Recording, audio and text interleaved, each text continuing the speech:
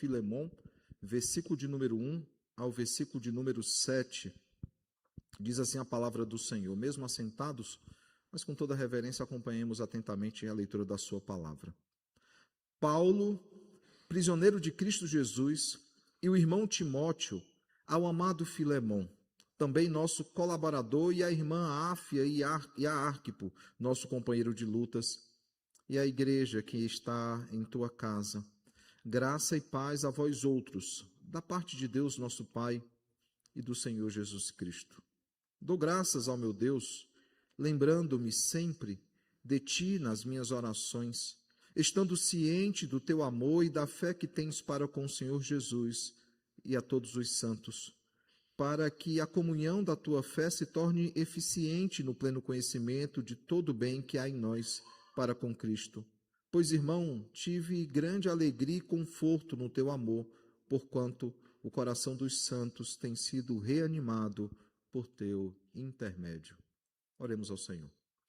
Bendito Deus, maravilhoso Pai, nós te damos graças, Senhor, pela tua palavra, pedindo, Pai, ao Senhor que mais uma vez o Senhor fala aos nossos corações.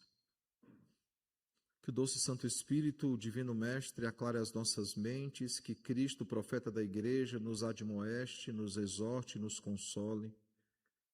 Tudo isso, Pai, para que nos pareçamos cada vez mais com Ele e sejamos cada vez mais preparados para o dia glorioso, Senhor, quando seremos apresentados, ó Pai, diante de Ti, uma noiva que não tem do que se envergonhar. Fala, Senhor, aos nossos corações, molda-nos conforme a Tua vontade, confronta, Senhor, os nossos pecados e nos faz viver cada vez mais em santificação, completando, Senhor, a boa obra, Pai, que o Senhor iniciou em nossas vidas, completando até aquele dia, até o dia glorioso, quando aqueles que aqui estiverem ouvirão o ressoar da trombeta, os que já tiverem morrido serão ressuscitados e se encontrarão nos ares, Senhor, para esse momento glorioso da história, Pai. É no nome de Jesus que nós te oramos e também te agradecemos. Amém. Irmãos, como dito, no domingo passado, nós iniciamos a carta a Filemon, fazendo aí um sermão introdutório sobre as cartas da prisão. Nós já olhamos para uma outra carta da prisão, Filipenses, e aí eu já peço desculpa ao pessoal da projeção, porque foi Filipenses para vocês, o texto base, é por causa das várias cartas, E nós ainda olharemos para a carta aos Efésios, que nós já começamos a tratar de algumas coisas dela no mês da família, no retiro da nossa igreja. Olharemos para a carta aos Efésios e também para a carta aos Colossenses, completando aí essa coletânea. Então nós iniciamos no domingo passado essa segunda parte das cartas da prisão, olhando agora para Filemon. E nós olhamos para Atos, capítulo 19, versículo 8 ao versículo 20, que é justamente o texto que retrata Paulo ensinando na escola de Tirano lá em Éfeso. E como de lá o evangelho não apenas transforma profundamente aquela cidade, mas como também o evangelho ele avança pelo mundo inteiro, chegando inclusive até Colossos, que é onde Filemon ele reside. A casa de Filemon fica em Colossos. Ele faz parte da igreja dos Colossenses. A igreja dos Colossenses, inclusive, se reunia na casa dele. Então perceba, o evangelho não é uma igreja que foi plantada por Paulo, ela é plantada por Epáfras e por Filemon, principalmente por Epáfras, que é a menção direta que Paulo fará aos Colossenses. É uma igreja que não foi plantada por Paulo e que Paulo então chega até essa igreja, como nós veremos quando nós olharmos para a carta aos Colossenses. Então, lá de Éfeso, ele passa a pregar o evangelho. O período que se entende é que ele fica ali em Éfeso quase 3 anos, ao período que ele ensina na sinagoga de 3 meses, aqueles que se levantam contra o evangelho. Ele vai então para a escola de Tirano. O texto diz que pelo menos por 2 anos ele ensinou naquela escola, e daquela escola o evangelho se espalhou pelo mundo inteiro, entre os gentios e entre os judeus. E nós vimos então, irmãos, que por meio da fiel pregação da palavra, nós olhamos para esse avanço do reino, Nós vemos que por meio da fiel pregação da palavra o reino avança, e a palavra avança por meio de uma fiel proclamação. É pregando fielmente a palavra que o reino avança, não é por meio de estratégias humanas, por meio de eventos por eventos, programações pragmáticas, não, é por meio da fiel pregação do evangelho. Se não há pregação do evangelho, não há avanço do reino. A segunda coisa que nós aprendemos é que com o avanço do reino, e especificamente a pregação da palavra, nós vimos então a exposição da falsidade da religião sem Cristo.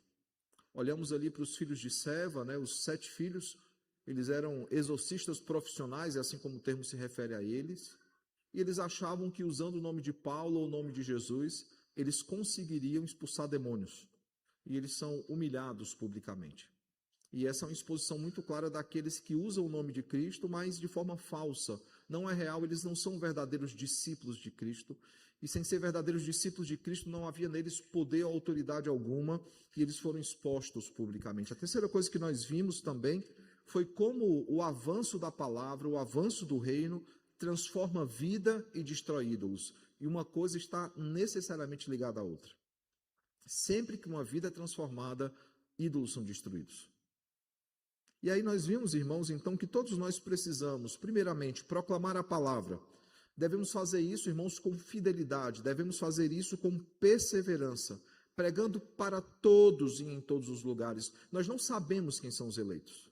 Graças a Deus por isso, porque nós não temos que escolher para quem nós vamos pregar o Evangelho. O Evangelho ele é útil para toda a humanidade, sejam eleitos ou não. Para os eleitos, providencia salvação, para os não eleitos, condenação. Devemos pregar o Evangelho para todos. Segundo, irmãos, nós aprendemos também que nós precisamos desmascarar o falso Evangelho, mostrando, irmãos, por meio das Escrituras, qual é o verdadeiro Evangelho e que mudanças ele faz na vida daqueles a quem ele alcança. O poder do Evangelho transformador, nós precisamos anunciar isso. Principalmente numa geração de coaches, né, gospels, de pregações na internet sem pé nem cabeça, nós precisamos nos posicionar e mostrar quem é verdadeiramente Cristo e qual é verdadeiramente o seu Evangelho. Terceiro, nós aprendemos também que nós precisamos confrontar os ídolos. Pois onde a palavra reina, irmãos, onde a palavra chega, vidas são transformadas e ídolos são destruídos. Aprendemos então essas 3 coisas e ficou uma pergunta para a nossa reflexão semanal. A pergunta foi: como é que você tem cooperado com o avanço do reino? Para quem você tem pregado? Quem você tem confrontado? Quais pessoas próximas a você têm sido transformadas pelo Evangelho? Porque nós aqui estamos, irmãos, para sermos discípulos de Cristo e para fazermos discípulos para Cristo. Hoje nós olharemos então, finalmente, iniciaremos Filemon, e o tema de hoje é coisas que nós precisamos lembrar. E olhando então para Filemon, nós iniciamos aquela que na Bíblia é a última carta de Paulo. Basta você olhar para a sua Bíblia, você vai ver que o próximo escrito é Hebreus. E talvez alguns se perguntem por que isso acontece. Só para lembrar os irmãos, aula básica de escola dominical e de catecúmenos, a Bíblia ela se divide, além de livros, nós temos partes. No Novo Testamento nós temos, por exemplo, os evangelhos. Nós temos Atos como um livro histórico. Nós temos as epístolas, também chamadas carinhosamente por cartas. Nós temos o escrito profético de Apocalipse, que alguns até tentam tratar como uma carta, porque há cartas ali, as 7 cartas do Apocalipse, mas nós temos o escrito profético de Apocalipse. Dentro das cartas, nós temos subdivisões. Nós temos as cartas de Paulo, nós temos Hebreus, e nós temos as cartas gerais, chamadas por alguns de cartas católicas no sentido de catolicidade. Por que Hebreus não está numa categoria ou gerais ou outra coisa? Porque há uma discussão sobre a autoria dele. Alguns acham que pode ter sido Paulo, daí essa confusão, ela não estaria junto com as paulinas, e por aí vai. Eu não vou me delongar, talvez quando olharmos para Hebreus a gente consiga trazer tudo isso, mas ela poderia, alguns até encaixam como uma carta geral. O fato, irmãos, é que a Bíblia ela tem essa lógica de separação. E dentro das cartas de Paulo, especificamente, o critério ele foi muito simples. O critério ele não é cronológico. O critério ele é por categorias também. As primeiras cartas de Paulo, elas são para igrejas. E as últimas cartas para indivíduos. Dentro das cartas igreja e indivíduos, segue a ordem daquela que tem mais coisas escritas para que tem menos coisas escritas. Então perceba que o critério é muito simples. Filemon é a última carta escrita ao indivíduo e ela é a menor das cartas. Por isso, ela é a última carta nas nossas Bíblias. Mas ela é, irmãos, dentre os escritos de Paulo, a 8ª a ser escrita. E ela traz, então, preciosas lições para nós. Dentro da cronologia, nós temos outras cartas depois. Por exemplo, nós temos aí as chamadas cartas pastorais, que são as últimas cartas escritas por Paulo. E nós vemos então, irmãos, que começa com Romanos, que é a maior delas, e termina com Filemon, que é a menor delas.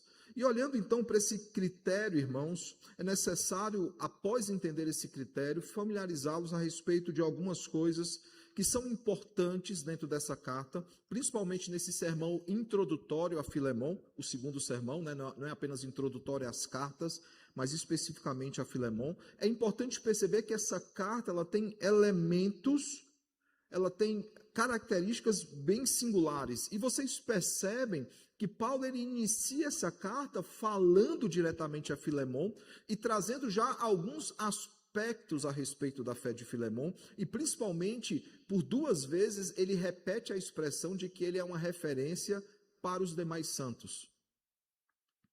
Por que isso é importante, irmãos? Porque Paulo está para trazer um problema para Filemon que se chama Onésimo. E Onésimo é um desses santos. E ele já está ali amolecendo o coração de Filemon. Não de forma impiedosa, de forma piedosa. Filemon, lembra quem você é. Lembra como a igreja tem te visto. Diante disso, deixa eu te fazer um pedido. É basicamente isso que ele faz no começo da carta. Olhando especificamente, irmãos, para o texto de hoje, eu não sei quantos aqui já leram Filemon, chamada a Carta do Perdão. Eu não sei. É uma carta pequena, irmãos. Você lê rapidamente. Você tem aí 25 versículos que rapidamente você lê. Ela é uma carta curta, irmãos, mas mesmo curta, mesmo não dando muito trabalho para lê-la, ela traz aspectos profundos sobre a necessidade de perdoar o outro e de se sentir perdoado. É uma carta, irmãos, que é um deleite para todos nós crentes. É uma carta que traz aplicações importantes para a nossa vida cristã. Sobre a necessidade de perdoarmos assim como fomos perdoados por Deus. E de termos segurança no perdão, assim como nós somos seguros no Senhor. E quem lê essa carta e já lê pelo menos esses primeiros versículos, vai ver claramente, irmãos, que Paulo e Filemon são amigos. Talvez alguns entendam que eles são amigos de longa data, amigos muito próximos. Talvez alguns achem, inclusive, que Paulo já havia visitado a casa de Filemon. Porque o texto, sim, ele mostra uma grande amizade entre esses 2 irmãos em Cristo. E quando nós olharmos para Colossenses, nós veremos ainda mais, irmãos. Nós veremos que essa amizade, sim, é profunda, mas nós veremos um outro aspecto. Paulo nunca esteve em Colossenses. Há uma discussão em relação à viagem que ele faz, que ele passa por Colossos. Mas em Colossenses, no capítulo 2, versículo 1, ele vai afirmar que nunca esteve com aqueles irmãos daquela igreja. Ele também nos informa em Colossenses que essa igreja ela foi plantada, essa igreja que funciona na casa de Filemon, ela foi plantada então por Epáfras. Nós vemos isso no capítulo 1, versículo 5 ao 7 ali de Colossenses. E nós vemos, como vimos no sermão passado, que Epáfras e Filemon possivelmente foram alcançados naquela pregação, aquele ensino feito por Paulo lá em Éfeso, na escola de Tirano, como vimos no domingo passado em Atos, capítulo 19, versículo de número 10. E percebe, irmãos, como a mão graciosa do Senhor age, então, para alcançar uma cidade onde Paulo nunca pisou. Inclusive, eu contei como é que se deu a chegada do evangelho lá na cidade de Mossoró, que foi uma história muito parecida. Um moçoroense que morava em Fortaleza, estudava em Fortaleza, foi alcançado pelo evangelho, foi discipulado por um missionário americano que fundou a Igreja Presbiteriana de Fortaleza, que plantou a Igreja Presbiteriana de Fortaleza, e ele ia todo final de semana e pregava o evangelho em Mossoró. Quando esse missionário, ele vai a Mossoró participar da libertação dos escravos, ele faz parte da comitiva, ele discursou na ata libertária, há o registro do discurso dele. Na mesma noite, ele batiza mais de 50 pessoas e ele funda a Igreja Presbiteriana de Mossoró. Num período de 2 meses, entre a fundação em Fortaleza e a fundação em Mossoró. Por causa de um jovem que ouviu o evangelho e levava o evangelho para a sua cidade. É como a igreja de Colossos, irmãos, ela se inicia. Por meio de homens que, ouvindo o evangelho, levaram então o evangelho para a sua cidade. E pelo que nós entendemos e vimos no domingo passado, a partir de Atos, irmãos, deve ter sido nesse momento que Filemão foi alcançado, ou ele foi alcançado vendo Paulo pregando e ensinando, ou ele foi alcançado vendo Epáfras ensinando. O que mais nos indica, irmãos, é que ele ouve do próprio Paulo, devido a essa amizade, essa proximidade que eles passam então a ter. É nesse momento que eles se tornam amigos. E perceba, irmãos, que Paulo, por mais que ele não tenha plantado essa igreja, por mais que ele nunca tenha visitado Colossos, ele conheceu a realidade da igreja, como nós veremos na carta dos Colossenses, ele conhece a realidade da cidade, por causa dos relatos de Epáfras na prisão. E perceba mais uma vez a ação soberana de Deus. Deus não apenas planta uma igreja em Colossos por meio de outros irmãos e da pregação de Paulo. Deus coloca em uma mesma prisão Epáfras e um escravo chamado Onésimo. Onésimo, e nós veremos no desenvolvimento dessa carta nos próximos sermões, ele é o escravo fujão. Ele é alguém que causou um dano ao seu senhor, e alguns discutem se ele roubou o seu senhor e fugiu, ou apenas a fuga já era um dano, uma vez que ele era propriedade do seu senhor. O fato é que ele foge para encontrar uma liberdade para ele, e ele acaba preso. E na prisão, algemado, ele encontra a verdadeira liberdade que é em Cristo. Perceba a ação soberana do Senhor em toda essa história. E agora nós temos aqui Paulo servindo como um conciliador, e nós veremos isso mais à frente, dizendo o seguinte: Filemão, ele é seu irmão em Cristo, Onésimo é seu irmão em Cristo, e você precisa perdoá-lo e tratá-lo como irmão em Cristo. E quem está entregando essa carta na mão de Filemão não é outro senão o próprio Onésimo. Nós veremos na carta aos Colossenses que ele é portador de duas cartas, pelo menos, a carta aos Colossenses e a carta a Filemão. Imagina você diante do seu algoz entregando uma carta praticamente de clemência, pedindo me perdoe pelo que eu fiz. Veremos, irmãos, em Colossenses 4, que tanto o Onésimo como o Tíquico, eles são os portadores das duas cartas. E eles, irmãos, também atualizaram Paulo sobre Colossos, né? Eles, ao retornarem, então, eles atualizam, não atualizam apenas sobre isso, há uma atualização também sobre a igreja que se reúne. Perceba, irmãos, que é citado uma família aí, né? Nós temos Filemão, nós temos sua esposa Áfia e nós temos Arquipo, que é seu filho, todos muito queridos de Paulo. Nós não sabemos, irmãos, e aí especula-se, né, a forma como Onésimo e Paulo se conheceram, mas nós não sabemos de fato precisar. Paulo ele não entra em detalhes. O mais óbvio é que eles se conheceram de fato na prisão. O óbvio também é que esse dano causado não foi apenas pela fuga, ele precisava de recursos para fugir, então possivelmente ele desfalcou financeiramente o seu senhor para fugir para Roma, para tentar viver como um homem livre, em meio à multidão, sem ser percebido por ninguém. O fato, irmãos, é que nós vemos claramente Deus direcionando Onésimo até Paulo para que ele fosse verdadeiramente livre, conhecendo então a verdade por meio da pregação do Evangelho. Uma vez salvo, irmãos, ele passa a auxiliar o ministério paulino. Nós veremos isso no próximo sermão, no versículo 10 ao versículo 13. Paulo, ele dá características do trabalho de Filemão, de Onésimo, perdão. Ele mostra como Onésimo tem lhe sido útil, e há um jogo de palavras aí, né? Onésimo quer dizer inútil. E ele chega e diz assim: veja como ele se tornou útil ao Evangelho. O fato, irmãos, é que ele então envia Onésimo dizendo o seguinte: Onésimo, você tem um último trabalho no seu processo de transformação. Você precisa resolver suas questões passadas. Eu tenho que enviar uma carta a Colossos, eu tenho que enviar uma carta e eu gostaria de te enviar. É que eu estou especulando uma conversa, irmãos. Talvez Onésimo tenha dito: não, se eu for lá eu serei preso, ele vai me ter. Não, eu vou mandar uma carta sobre perdão para que ele possa finalmente te perdoar. Imagina, irmãos, uma situação mal resolvida. Imagina ele conversando com Paulo dizendo: eu tenho uma última coisa na minha vida que eu não resolvi. Eu fui escravo de um homem, eu desfalquei esse homem e eu então fugi. E Paulo pergunta: que homem é esse? É um homem chamado Filemão, lá de Colossos. Paulo, eu conheço esse homem. E eu tenho certeza absoluta pela vida piedosa que ele tem, que ele irá me escutar e ele vai te perdoar. Seja colocando na minha conta ou não, como ele dirá no próximo sermão.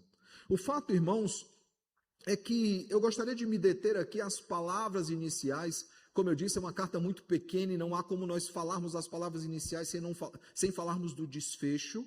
Mas o fato é que nessas palavras iniciais nós vimos, irmãos, aqui, que sinceramente nós temos muito o que aprender com elas. Sobre perdão, sim, veremos isso nos próximos sermões, mas sobre vida piedosa, irmãos, porque Filemon, pelo relato inicial de Paulo, nos versículos iniciais, ele é um homem extremamente piedoso.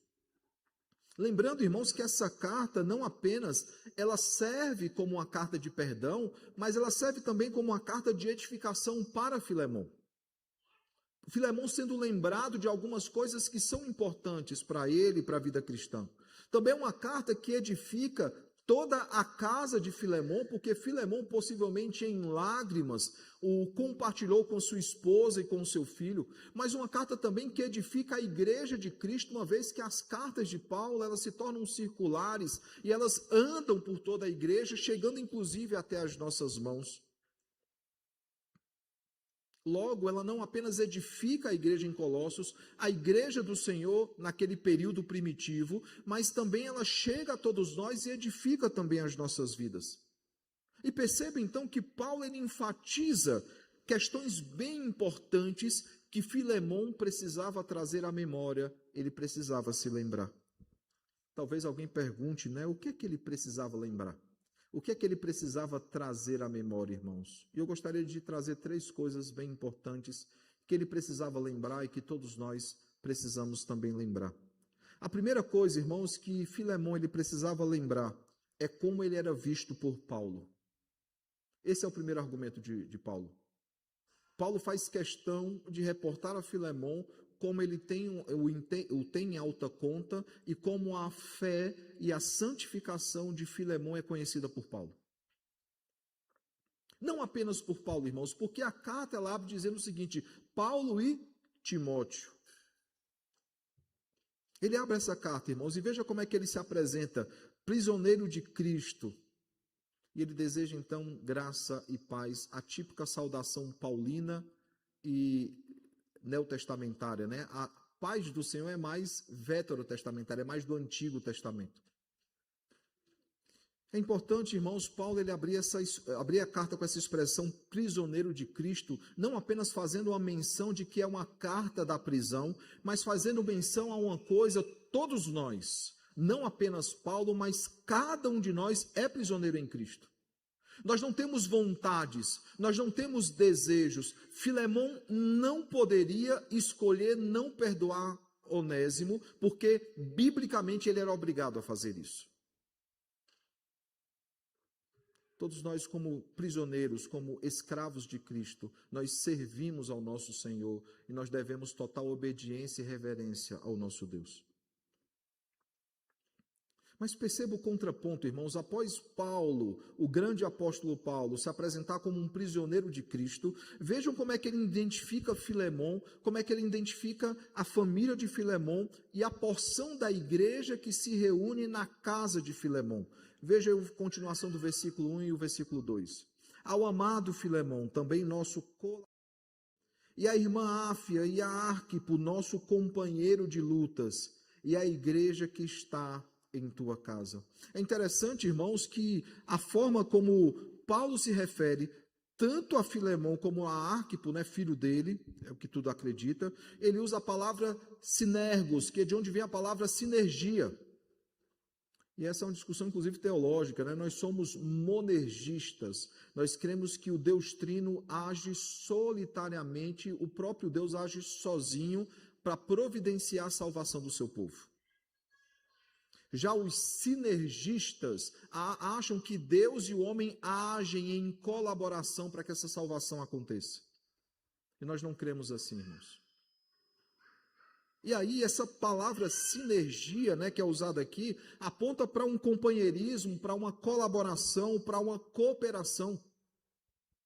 Ele se refere então a esses 2 homens como pessoas que sim, eles sim, cooperam, agem junto na expansão do evangelho, no crescimento do reino, no avanço do reino.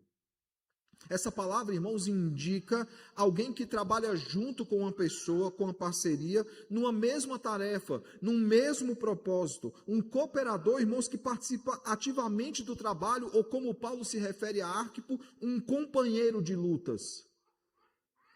Um colega de trincheira, alguém que acompanha nessa batalha contra o pecado. Ou seja, irmãos, Filemon, Áfia, o próprio Arquipo, a igreja lá de Colossenses, em Colossos, a igreja dos Colossenses, eles não são meros figurantes.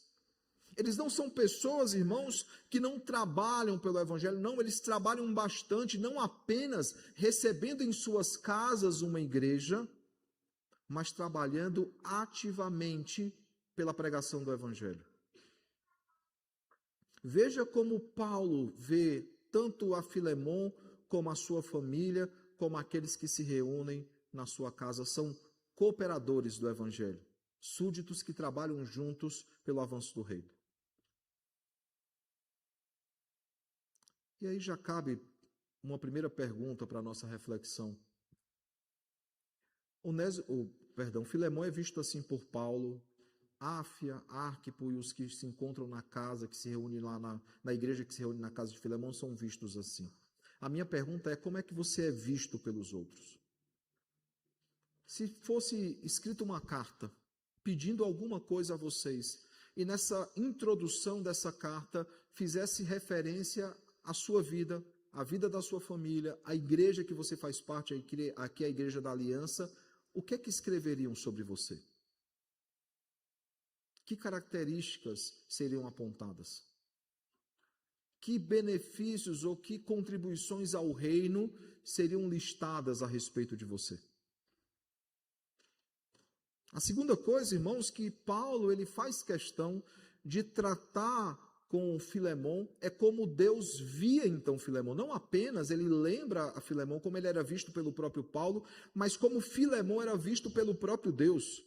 E veja, irmãos, que no versículo 4 ele externa sua gratidão a Deus pela vida de Filemon e diz que ele é alvo das suas orações. Ele diz isso, ele diz: dou graças ao meu Deus, lembrando-me sempre de ti nas minhas orações. E o versículo 5 ele vai além, irmãos, ele diz o seguinte: estando ciente do teu amor e da fé que tens para com o Senhor Jesus e todos os santos. Ele fala, irmãos, da boa conduta de Filemon, ele fala do amor, e o amor sempre ele é externo, ele é manifestado externamente, é algo visível. Ninguém é chamado de amoroso sem manifestar amor. Ninguém o cara é caridoso, ele é bondoso, não, ele é por quê? Porque as suas obras apontam para isso. Mas também Paulo fala sobre algo, irmãos, que é interno e que reflete externamente, que é justamente a fé no Senhor. A fé, claro, pela maturidade ela é conhecida, mas veja, irmãos, que ela vai dizer, a fé que tens para com o Senhor, ela não é somente algo que é externo, o que é externo é a manifestação daquilo que é interno. É Paulo reconhecendo que ele é um homem, que Filemon é um crente maduro e que tem uma fé madura e que é conhecida, essa fé é conhecida entre todos. Ele exalta, irmãos, algo que não apenas só o Senhor conhece, outros poderiam conhecer por causa das obras que ele manifestava. Por isso ele diz, estando ciente do teu amor e da fé que tens para com o Senhor Jesus e todos os santos. Mas Paulo ele não apenas ora, irmãos, há um propósito para a oração de Paulo. Veja o versículo 6, para quê? Ou seja, ele está atrelando, está explicando o motivo da sua oração, para que a comunhão da tua fé se torne eficiente no pleno conhecimento de todo o bem que há em nós para com Cristo. Ou seja, não basta apenas ele ter uma fé que manifesta a sua salvação, manifesta que ele está sendo santificado pelo Senhor. Essa fé, irmãos, ela deve servir, para que a comunhão dessa fé se torne eficiente no pleno conhecimento de todo o bem que há em nós e para com Cristo. Imagina você frequentar uma igreja, e nós frequentamos uma, e nessa igreja você perceber que a liderança, ela não age biblicamente, ela não tem uma fé saudável e madura. Você ficaria nessa igreja? Não é à toa que um dos votos de ordenação que nós fazemos é que nós prometemos ser submisso à liderança da igreja enquanto ela é obediente à palavra de Deus. No momento que uma liderança deixa de ser obediente à palavra de Deus, qualquer membro está autorizado a quebrar os seus votos. Não, irmãos, a fé dele deveria não apenas servir para si próprio, mas para testemunho, mas para fortalecer a fé dos demais crentes que se congregavam na igreja que se reunia na sua casa. E Filemão, irmãos, pelo que nós vemos, pelo relato bíblico, ele é alguém que buscava viver uma vida que agradasse a Deus. Uma vida que glorificasse o seu santo nome. E Paulo, então, deixa bem claro como Filemão ele era visto por Deus.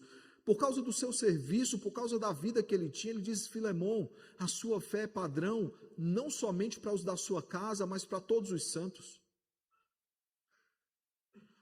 Apesar que essa fé está para ser provada por Paulo, que é justamente um último desafio na vida de Filemão, que era perdoar Onésimo.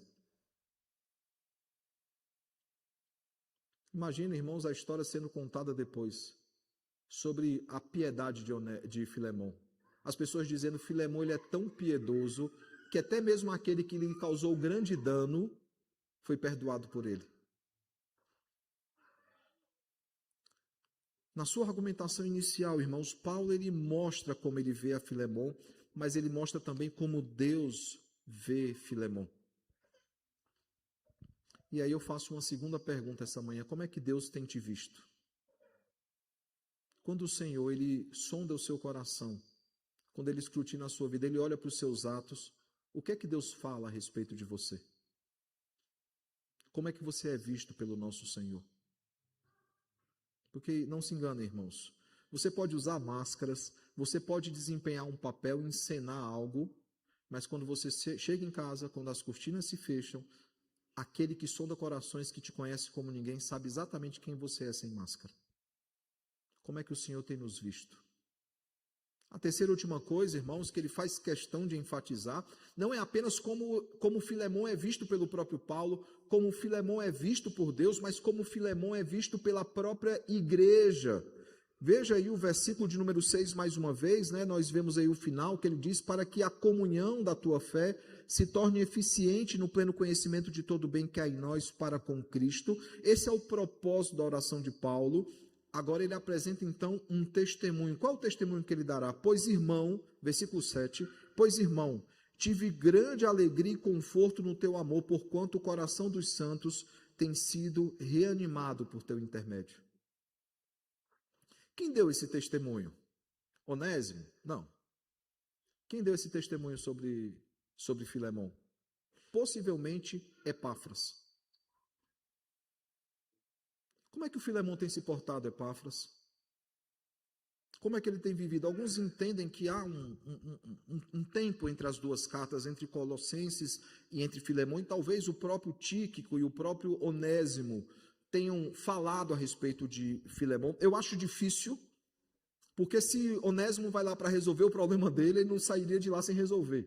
Então ele não levaria uma carta, voltaria, depois buscaria outra carta e levaria. Não, possivelmente Epáfras é essa testemunha.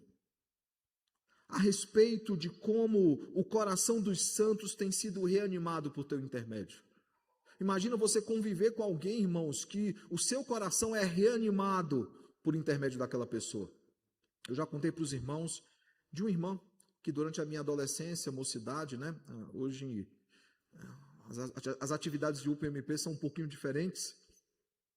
Não vou perguntar como é que era na época do presbítero André, que talvez fosse até mais diferente ainda. Mas na minha época de mocidade, nós visitávamos hospitais, principalmente os irmãos nossos que estavam enfermos. Acompanhávamos os presbíteros, acompanhávamos os diáconos, nós fazíamos essas visitas. E havia uma irmã na Igreja Presbiteriana de Fortaleza que lutava contra o câncer há muitos anos. Uma irmã sempre muito ativa na igreja, muito, muito ativa. Mas é óbvio, irmãos, que o câncer estava corroendo ela por dentro. Literalmente secando aquela irmã. Ninguém acharia estranho encontrar-se com ela e vê-la triste ou desanimada. Não seria estranho, porque um tratamento de câncer ele é muito desgastante.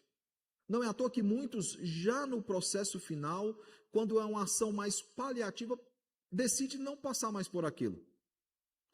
Se depois daqueles 5 anos ou 10 anos, dependendo do câncer, volta, ele fala, eu não quero mais fazer tratamento. Eu tive o meu tutor em Fortaleza, ele teve câncer na cabeça do pâncreas, e tem um momento que ele falou, eu não quero mais fazer tratamento algum. Ele era médico, ele conhecia as limitações do tratamento, ele falou assim, eu quero apenas viver. Aquela irmã teria todo motivo para estar triste.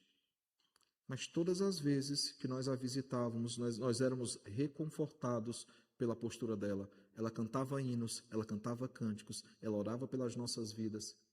E quando nós lamentávamos pela situação, ela falava da alegria que era pertencer ao Senhor e saber que aquele momento que ela estava não era o fim, era apenas o começo da vida dela com Cristo. Essa é uma fé, irmãos, essa é uma postura que reanima o coração do crente. E Filemon, ele tem esse testemunho a respeito dele. É isso que falavam sobre ele. Filemon, irmãos, não é apenas alguém que recebia a igreja dentro da sua casa. Isso já era um feito, irmãos. Ser crente naqueles dias era uma sentença de morte, e aqueles que recebiam uma igreja na sua casa poderiam ser presos e mortos. Isso já era algo muito positivo para Filemon. Mas o texto diz, irmãos, que essa não é a sua única característica. Ele não é um cooperador de Paulo porque ele é um hospedeiro de uma parte da igreja de Cristo. Ele é um cooperador de Paulo porque, além de receber a igreja na sua casa, a sua fé, a sua vida servia como um reânimo, como um reconforto, como um renovar de forças para todos os crentes que conviviam com ele. Perceba, irmãos, que os versículos que nós acabamos de ler, eles apontam claramente que Filemon era um homem crente, um verdadeiro cristão, ele era um homem piedoso, ele era alguém que amava profundamente o Senhor. Alguém que era profundamente piedoso, alguém que era um praticante do Evangelho, ele não era um teórico. Ele não era alguém que conhecia apenas a Cristo, ele conhecia profundamente a Cristo e se esforçava todos os dias para tornar esse Cristo conhecido. Vocês conhecem aquela história da competição do Salmo 23? É uma história conhecida nas igrejas, né? Mas reza a lenda, conta a história, que 2 irmãos participaram de uma competição. Foi feita uma competição numa igreja para ver quem declamava da melhor forma possível o Salmo 23. E aí vários foram lá participar. O penúltimo tinha uma excelente oratória como o Ricardo, uma voz bonita, né? Aquela voz de trovão. Ele recitou lindamente o Salmo 23. Quando ele terminou de recitar o Salmo 23 de forma apaixonada, amando o Senhor, as pessoas terminaram quebrando toda a reverência presbiteriana, começaram a bater palma para ele, né? Quase que surgiu um já ganhou. Mas faltava ainda um senhorzinho fazer a participação dele. Irmãos, enquanto ele falava de cabeça o Salmo 23, as pessoas choravam em as lágrimas. Naquela simplicidade, talvez ele não tivesse a voz mais bonita, mas a intimidade que ele tinha com aquele salmo. E quando acabou então, ficou aquela dúvida, palmas ou lágrimas? Quem venceu a competição? E o próprio narrador com voz de trovão pediu a palavra e disse o seguinte, eu acho que esse senhor deveria ganhar a competição, porque enquanto eu conheço o Salmo do bom pastor, ele conhece o bom pastor do Salmo. E era exatamente assim a vida de Filemon, irmãos. Ele conhecia profundamente o Senhor, e o seu testemunho era evidente, não apenas para Paulo, era conhecido não apenas para o Senhor, mas toda a igreja reconhecia a sua postura. O seu amor para com Deus, irmãos, era conhecido. E a obra que Deus usa a vida de Filemon para fazer, fortalecia a igreja, servia como modelo para outros crentes. E Paulo ele faz questão de dizer isso, Filemon, não sou só eu que reconheço a sua postura piedosa, não é somente o Senhor, a igreja reconhece a sua postura piedosa. E Paulo não está dizendo isso, irmãos, para amolecer o coração de Filemon, para que ele perdoasse Onésimo. Ele só está apenas dizendo o seguinte, Filemon, seu testemunho é conhecido e não resta uma outra opção para você, é óbvio que você vai perdoar Onésimo. Ele não está fazendo uma chantagem emocional, ele está apenas reconhecendo a fé de um homem que era profundamente piedoso, que se dedicou profundamente à palavra do Senhor, ao crescimento do reino. E aí cabe, irmãos, também essa última pergunta: como é que a igreja tem visto a nossa vida? Quando as pessoas que convivem conosco aqui na Aliança falam sobre você, o que é que ela diz? Irmãos, nós não vivemos num concurso de popularidade, não é essa a questão do texto. A questão do texto é dizer que uma fé genuína, ela é conhecida entre todos. Ela é testemunhada por todos. Normalmente ela é relembrada nos momentos de enterro, nos momentos de funeral, quando a palavra ela é franqueada a outros, e ao ser franqueada as pessoas vão falar o que elas lembram a respeito daquela pessoa. Às vezes é colocado na lápide. Às vezes é dito em redes sociais. Quando a notícia fica conhecida que alguém faleceu, a foto é postada e alguém vai lá dizer o que pensava sobre aquela pessoa. Recentemente tivemos uma perda, perdemos um irmão em Cristo. E é óbvio que se eu abrisse espaço aqui para alguns falarem sobre o que pensavam, o que viam sobre ele, falariam coisas boas a respeito de alguém que amou e serviu ao Senhor. O fato, irmãos, é que o nosso testemunho, ele não é para nós mesmos, ele é para nós mesmos, ele é para os outros. É uma forma de tornar Cristo conhecido entre os povos. E Filemão era esse homem extremamente piedoso e que será colocado no próximo sermão em uma situação onde a sua fé será finalmente ou de forma conclusiva provada se de fato ele servia a Deus, ele amava o Senhor. Eu concluo então perguntando, irmãos, que aplicações nós podemos tirar desses primeiros versos de Filemão? A primeira coisa, irmãos, todos nós precisamos ter uma fé viva. E essa fé viva, irmãos, ela testifica de forma externa a obra interna que foi operada em todos nós. Lembra a pergunta? Aquele antigo pastor, vocês faziam apelo nos seus dias? Ele, não. E como é que vocês sabiam que as pessoas se convertiam? Ele disse, é muito simples. Elas continuavam indo para a igreja e as suas vidas eram constantemente transformadas. Esse é o verdadeiro evangelho, irmãos. Segundo, todos nós precisamos ter, além de uma fé viva, todos nós precisamos ter uma vida piedosa. E essa vida piedosa, irmãos, ela é fruto, ela é consequência da transformação que Cristo operou em nós. Tanto a regeneração seguida da conversão, como também a obra que Ele continua operando em nós, que é a nossa santificação. Ele começou uma boa obra e Ele há de completar essa boa obra até o dia de Cristo. Por isso, irmãos, uma vida piedosa ela é uma consequência, ela é fruto da obra operada em todos nós. Por fim, irmãos, nós precisamos ter uma fé viva, nós precisamos ter uma vida piedosa, finalmente nós precisamos ter um testemunho poderoso, que impacta não somente, irmãos, os de fora, mas especialmente aqueles que estão dentro, irmãos. Ela não é apenas evangelística, ela é edificante, ela edifica, ela serve como modelo de fé para aqueles que estão conosco na igreja, que são nossos irmãos em Cristo. Por isso que Paulo ele vai dizer, por exemplo, que as senhoras mais experimentadas deveriam servir como modelo para as jovens casadas. Os homens mais experimentados deveriam servir como modelo para os jovens casados. É assim que a nossa igreja funciona. Os homens, as mulheres são modelos para os jovens, para os adolescentes. As crianças olham para os adolescentes, para os jovens como modelo do que eles querem ser, mas acima de tudo, irmãos, os da nossa casa, nós servimos como modelos para todos eles. Nós como pais, como mães, servimos como modelo para os nossos filhos. Porque é isso que um discípulo faz. Ele é um modelo para aqueles que estão, o mestre, para aqueles que estão sobre a sua tutela, e nós como discípulos que fazemos discípulos, nós não apenas imitamos os passos do nosso mestre, mas nós servimos como modelos para novos discípulos que estão se achegando. E graças a Deus tem se achegado gente à nossa igreja, nós temos visto as pessoas sendo aqui, chegando, sendo recebidas. Nós precisamos, irmãos, nos desempenhar para que essas pessoas não apenas elas cheguem, elas fiquem, elas sejam continuamente transformadas pelo Evangelho. Por isso eu pergunto, irmãos, como é que nós temos sido vistos?